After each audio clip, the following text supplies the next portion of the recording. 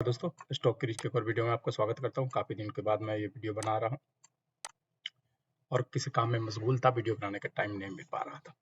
Anyway, मैं आज आपको 4 स्टॉक बताता हूं, ठीक है, जिसमें आप स्विंग ट्रेड कर सकते हैं। यानी कि ये चारों मोमेंटम स्टॉक है और मोमेंटम स्टॉक में स्विंग ट्रेड किया जाता है या फिर मोमेंटम इन्वेस्टिंग किया जाता है, ठीक है ना।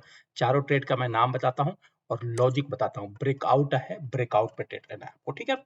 देखिए, पहला स्टॉक है मेरा फार्मास्यूटिकल्स कंपनी की कैप्लिन पॉइंट। ये डे टाइम फ्रेम है और यहाँ पर देख सकते हैं कि ये अपने रेजिस्टेंस से ब्रेकआउट लिया है टॉप पे जाके। ये 3 EMA चार्ट पैटर्न है, जिसमें ये रेड वाला लाइन मैं बता दूं, ये 100 डेज का EMA है।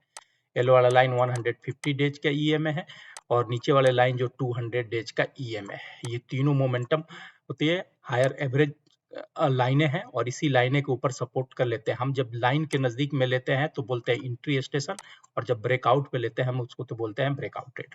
अब जरा यहाँ पर देखिए, कैप्लिन पॉइंट सितंबर में इस लेवल को पहली बार टच किया था, ऑल टाइम हाई अपना बनाया था, तो ये फर्स्ट रेसिस्टेंट हुआ।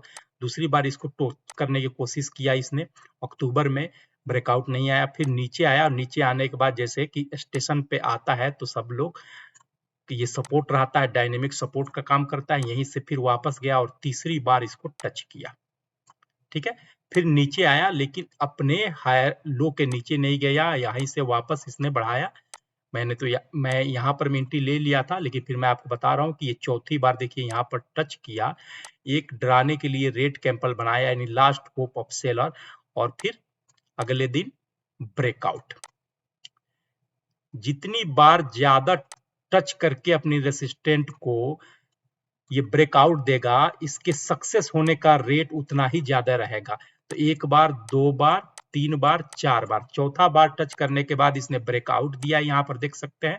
अब इसी के ऊपर, प्राइस के ऊपर, ठीक है ना, यानी 2150 के ऊपर के प्राइस के ऊपर आप अपनी पोजीशन बना सकते हैं और जहां तक लेकर जाना है आप लेकर जा सकते हैं। जहां आपको डर लगे कि मुझे अब प्रॉफिट बुक कर लेना चाहिए, वही आपका टारगेट रहेगा, वही आपका प्रॉफिट बुक करके निकल जाएंगे। जो आपको मिल गया वही एक्चुअल में टारगेट है, बाकी सब किताबी भाषा है, ठीक है। तो कैप्लिन पॉइंट में आपको इसी के ऊपर अपनी पोजीशन बनाना है, ब्रेकआउट के ऊपर।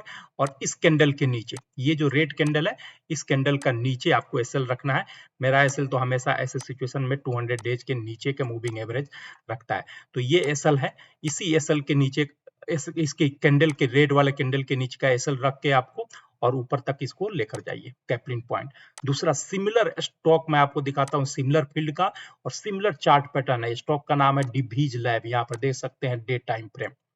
ये हायर हाई है, कल का फॉर्मेशन बनाते जा रहा है, जाता है, एक इंपल्सिव मूव लेता है, फिर अपने आप को कंसोलिडेट करता है, फिर इसी को रिटेस्ट करता है, फिर एक इंपल्सिव मूव लेता है, फिर कंसोलिडेट करता है और फिर एक इंपल्सिव मूव ले लेता है। यहाँ पर देख सकते हैं 5500 के पास इसके सपोर्ट था, बार बार इसको टच किया, तो एक बार, दो बार, 3 बार और चौथा बार एकदम उसी के ऊपर यहाँ पर ले रहा है। तो इस कैंडल, इस रेड वाले कैंडल के नीचे का एसएल रख के आप मंडे के सत्र में इसके ऊपर एंट्री ले सकते हैं और 7000 के टारगेट तक के लेकर इसको जा सकते हैं।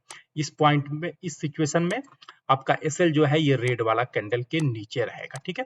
मेरा एसएल जो है हमेशा ये 200 डेज के मूविंग नीचे, एवरेज के नीचे रहता है।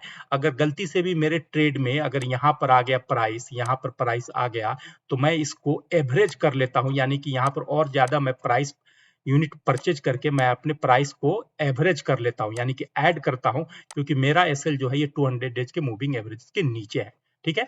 तो एक बार, दो बार, 3 बार, ये चौथी बार ब्रेकआउट की तैयारी कर रहा है और ब्रेकआउट से पहले आप ले लें, या ब्रेकआउट का अगर कंफर्मेशन चाहते हैं तो ब्रेकआउट जैसे हो, यानी 6200 रुपया के ऊपर अपनी पोजीशन बनाएं और इसको हायर हाई लेकर चल सकते हैं। जहां पर आपको टारगेट लगे, कि जहां पर डर लगे कि निकल जाना चाहिए, वहां पर आप प्रॉफिट बुक करके निकल जाना दोस्तों। तीसरा इसी सेक्टर से है मार्कसन फर्मा, ठीक है ना। कंपैरेटिवली एक छोटी कंपनी है कैप्लिन पॉइंट और डिवीज लैब के, लेकिन यहाँ पर भी सेम सिचुएशन है। देखिए, इंपल्सिव मूव लेता है, फिर वापस प्रॉफिट बुकिंग आती है, लेकिन फिर अपने स्टेशन के जैसे नजदीक आता है, इसके अंदर फिर बायर एक्टिव होते हैं और इसको फिर वापस लेकर जाते हैं। इसमें देख सकते हैं ब्रेकआउट हो गया है और ये रिटेस्ट कर रहा है अपने ब्रेकआउट को। अब यही इसके लिए सपोर्ट का काम करेगा।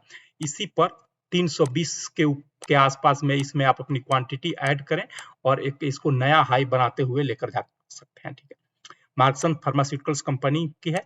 आप इसका फंडामेंटल चेक कर सकते हैं, आप इसको लॉन्ग टर्म के लिए चाहते हैं तो लेकर कर सकते हैं। जब तक ये 200 डेज के नीचे नहीं आता तब तक आपका एसएल हिट नहीं होगा और इसको मोमेंटम में आप लेके जा सकते हैं। अगले 6 महीना 1 साल तक के लिए भी इसको रोक सकते हैं। मार्क्सन फार्मा तीसरा मेरा स्टॉक हुआ और चौथा स्टॉक हुआ एग्रीकल्चर फील्ड की है फैक्ट, ठीक है, FACT। देखिए डे टाइम फ्रेम में आप यहाँ पर देखेंगे 1212 पर इसने ऑल टाइम हाई बनाया था, ठीक है ना, 1212 और ये लगभग जुलाई का टाइम है। वहां से इसके अंदर एक गिरावट का माहौल देखा गया, ठीक है, और यहाँ पर देखेंगे 800 के पास इसने डबल बॉटम जैसा बनाया, एक बॉटम दो बॉटम बनाया। जैसे अगर 1200 से 800 का बीच में हम करें तो लगभग इसके अंदर 40% के अंदर कॉरेक्शन हुआ और यहाँ पर देखिए फॉर्मेशन देखिए, अगर चार्ट के फॉर्म को समझते हैं तो यहाँ पर देखिए, ठीक है, यानी कि इसका अब ब्रेकआउट आया है, ये डब्ल्यू पैटर्न का, ठीक है, दिख रहा है आपको क्लियर। डब्ल्यू पैटर्न भी आप इसको समझे या फिर double bottom, one bottom two bottom, और इसका नेक लाइन ये ब्रेकआउट हुआ है। या फिर अगर ट्रेंड लाइन देखते हैं तो देखिए बार बार एक ही ट्रेंड लाइन को ये टच करके नीचे की तरफ आ जा रहा था, इस ट्रेंड लाइन को कभी भी ऊपर निकाल ही नहीं पा रहा था, लेकिन अभी इसी ट्रेंड लाइन का यहाँ पर ब्रेकआउट हुआ है। तो 900 के ऊपर इस बीच में जो भी आपको प्राइस मिले 1900 के बीच में इसके अंदर अपनी पोजीशन बना सकते हैं और प्रीवियस हाई यानी कि 1212 के ऊपर का 12 ये इसका फर्स्ट टारगेट इसका लेकर इसके अंदर पोजीशन अपनी बना सकते हैं दोस्तों। तो फैक्ट कंपनी मेरा चौथा हुआ। फिर भी मैं आपसे बोलूंगा कि सिर्फ मेरे कहने पर ना जाए, इस चारों स्टॉक को अपने जो ट्रेडिंग स्ट्रेटजी है या जो भी आपका फॉर्मेट बना हुआ है उस पर डालें, देखें, अगर सुटेबल हो तो ट्रेड लें, अन्यथा इसको रिजेक्ट कर दे दोस्तों। Thank you.